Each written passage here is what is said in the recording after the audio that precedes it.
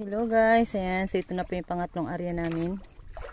Ayan, so gaya na nakikita nyo guys, so kinarga namin yung aming mga pataw, aming lambat, dahil yung huli po namin, tinutulungan po kaming magkalas ng dolphin. So baka wala na po kaming kalasin. Ayan, so konti lang po ito guys. Kaya kasi guys, kung kita nyo sana kung may video lang, kinarang-karangan ng dolphin.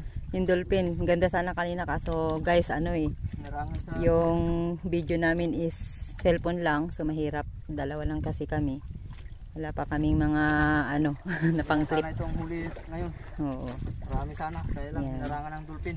Tapos pagka yung iba na bunggo, yun kinakain nila. Yun, oo. Tapos may mga dolphin pa yan dyan guys, nanginginain dyan. So takot kasi yung tamban, kaya yung marami sanang kawan, kaso minarang nila. Kaya ayan, so yung mga nahuli namin, kailangan naming isip